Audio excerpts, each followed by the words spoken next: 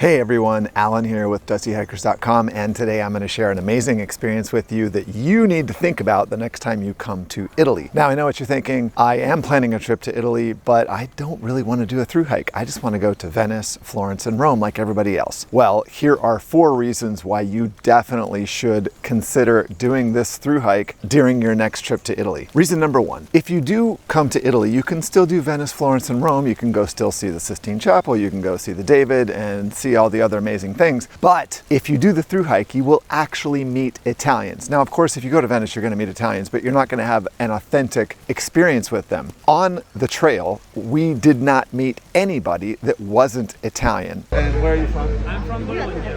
I'm from Empoli, Italy. And where are you from? Florence. Where are you from? Italy. Modena. And where are you from?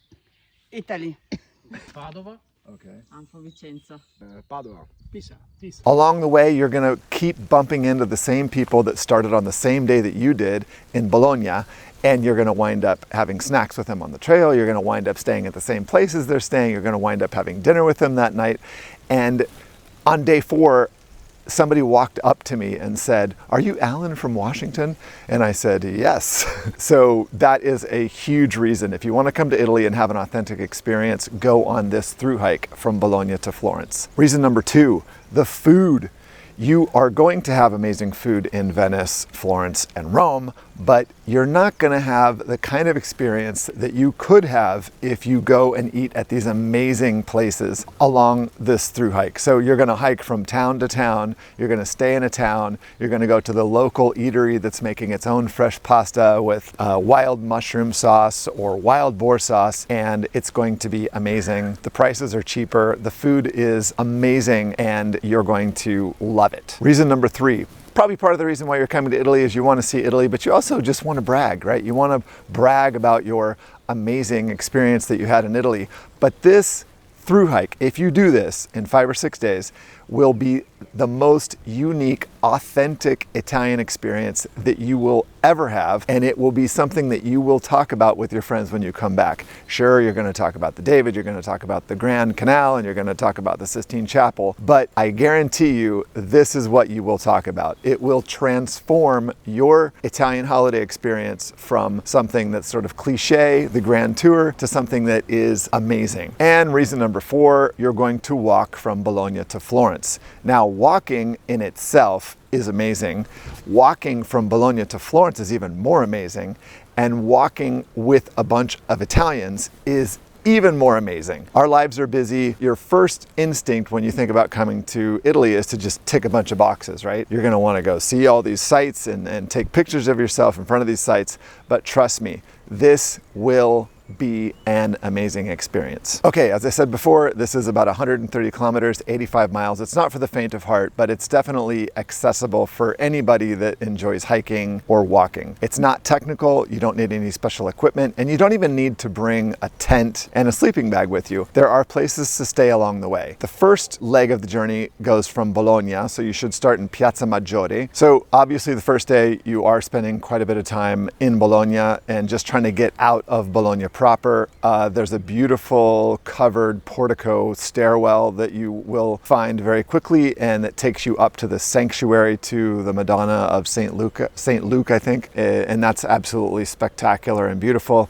And then you're going to spend quite a bit of time following a river, and then you're going to start to get out into the wilds. The end of this day, which is to about 25 kilometers or 15 miles, you will start to go up and you will start to get into nature. First night we stayed in Badolo. We stayed at Nova Arbora, which is this beautiful country home. It's very large. It's owned by a family. Andrea is the son of the owner, and he's the one that will greet you. You'll get there, there'll be a bunch of other hikers, and they'll bring you some fresh drinks, tea or beer, whatever you want, and then you'll kind of like get settled, and there's a beautiful restaurant that's just down the street. You can either walk there or they will actually drive you there for €6, I think, round trip, which is the Antica Osteria, or the ancient tavern basically. And it's absolutely amazing. The food there was amazing, and it was not expensive. My wife and I paid, I think, like €80 and had a full first course, second course, dessert, wine, water, everything. It's got beautiful views overlooking this valley, and the experience for us was absolutely incredible. Okay, day 2, you go from Badolo to Madonna dei Fornelli. This is 21 kilometers or about 18 miles. This was not an easy day, and it wasn't the most beautiful day. You do spend some time on some asphalt. There's some kind of like mixed use roads where they're gravel, but you are in the woods. And then there's also just some trails. It's long, so you definitely want to start early in the morning. Hey, thank you for sticking around this long. This trip is absolutely amazing. And I have written a blog post which highlights every single thing that we did, where we stayed. It has the places that we ate, and all of that information is linked in the blog, so you can just go there, read the blog. You could actually print the blog off and kind of use it as a way to plan your own trip. I had a blast on this 5-day through hike. I did it in 5 days. You can do it in 6. You could do it in 4, but I don't suggest that unless you're a really, really good hiker or you're in really, really good shape. I had an absolute blast on this hike, and I spent a lot of time and energy putting all of this information together for you all. So if you want to share some love, go ahead and hit subscribe. My channel is mostly about hiking footwear, and I review hiking footwear. In fact, on that hike, I reviewed some hiking footwear, which those videos are coming out very soon. So if you're interested in that, again, go ahead and hit subscribe. Day 3. At this point, your body is saying, okay, we're going to do this every day, aren't we? We're going to go and walk for 6 or 7 or 8 hours. This is the leg from Madonna dei Fornelli to Passo della Futa. Passo in Italian means pass. So as you can imagine, there is a lot of up, but this was by far the most beautiful day for me up to this point.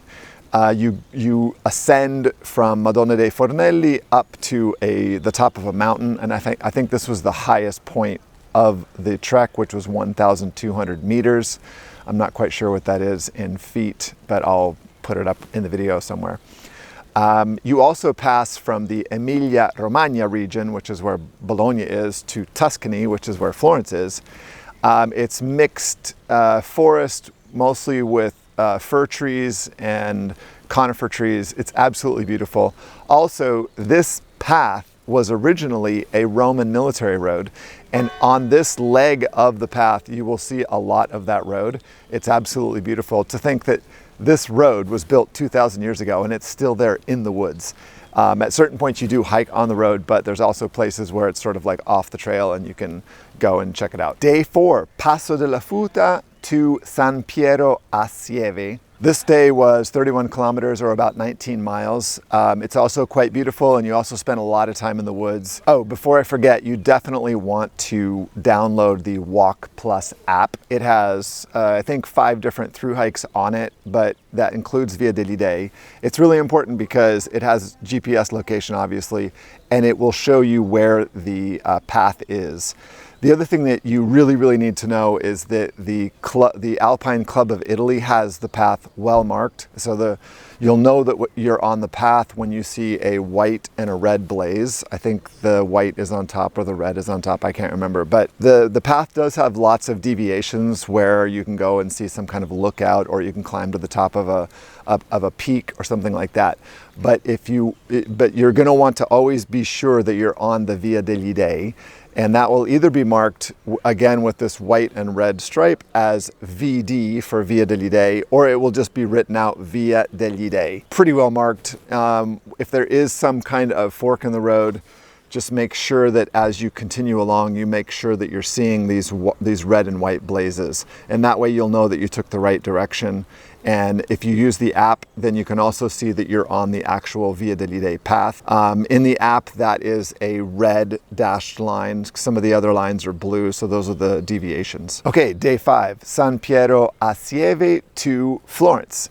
Now, you can do the hike in 6 days, and I would recommend probably doing it in 6 days. So instead of going all the way to Florence, you could stop somewhere outside of Florence. You could stop at Olmo or Bivigliano.